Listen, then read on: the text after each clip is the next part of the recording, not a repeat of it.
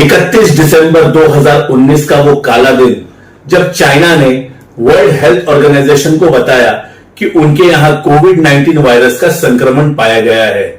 इस खबर के पता चलते ही पूरी दुनिया भर में हड़कंप मच गया। इंटरनेशनल शेयर बाजार पर भी इसका असर दिखा।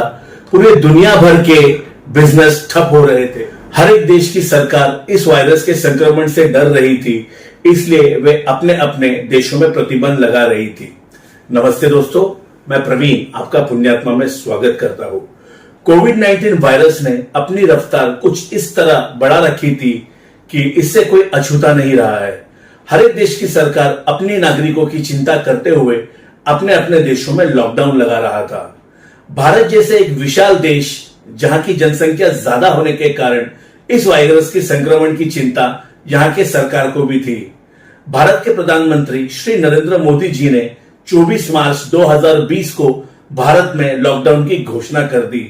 इस वायरस के अनाउंसमेंट के बाद ऐसा प्रतीक हो रहा था कि पूरी दुनिया थम गई है। धीरे धीरे इसका असर भारत में भी नजर आने लगा। फिर क्या था, इस वायरस ने अपनी रफ्तार इस तरह पसार रखी कि पूरी दुनिया में तबाही का मंजर दिखाई दे रहा था। क्या डेवलप और डेवलपिंग कंट्रीज, सारी दुनिया के देश इस वायरस के संक्रमण से डर रहे थे। पूरी दुनिया के हॉस्पिटल में मरीजों का जमावड़ा लगा हुआ था। सारे मीडिया इस वायरस की आतंक की चर्चा कर रही थी। हॉस्पिटल्स में बेड की किल्लत हो रही थी, दवाइयों की कालाबाजारी चल रही थी और ऑक्सीजन की भी किल्लत हो रही थी। इस वायरस के संक्रमण के डर से परिजन मृतदेह को लेने के लिए मना कर रहे थे। तभी दुनिया भर के स्मशान में लाशों की कतार लग रही थी, पर भारत में मृत शरीर का देह संस्कार करने का जिम्मा श्री जितेंद्र सिंह शांटी ने अपने कंधों पर ले रखा था।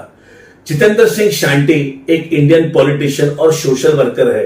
शांटी जी को 2013 में बीजेपी ने शोधरा से विधानसभा के सदस्य के रूप में चुना गया था। वे शहीद भगत सिंह सेवा दल के संचालक है। ये एक एनजीओ है जो लावारिस लाशों का देह संस्कार करके उनकी अर्थी विसर्जन करने में मदद करता है। देश भर में कोरोना महामारी का कहर जारी था। कई जगह पर हजारों में मौतें हो रही थी। स्मशान घाटों में लंबी लंबी कतार लगी हुई थी। कई जगह तो परिजन मृतदेह का शरीर लिए बगैर ही भाग रहे थे। तो ऐसे में शांटी जी उनका देह संस्कार करते थे। इंडियन एक्सप्रेस की रिपोर्ट के मुताबिक उनको रोजाना 500 कॉल आया करते थे, जिसमें उनसे दवाई या ऑक्सीजन और मृत शरीर को देह संस्कार करने के लिए उनसे मदद मांगी जाती। शांटी जी ने सीमापुरी स्मशान घाट में अपना ऑफिस खोल रखा है। वे यहां से टीम को मैनेज करते हैं। इसके अलावा झिलमिल कॉलोनी में उनके 18 एम्बुलेंस और शव वाहन पार्क रहते हैं। कोविड के वक्त रात 11:30 बजे तक शांटी जी ने मृत शरीर का देह संस्कार किया था।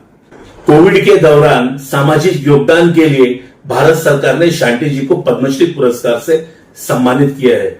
जब अपनों ने अपनों से दूरी बना ली, तब पुण्यात्मा जितेंद्र सिंह शांटी जी ने आत्मा से परमात्मा में विलीन होने के वक्त एक मसीहा बनकर उभरे हैं।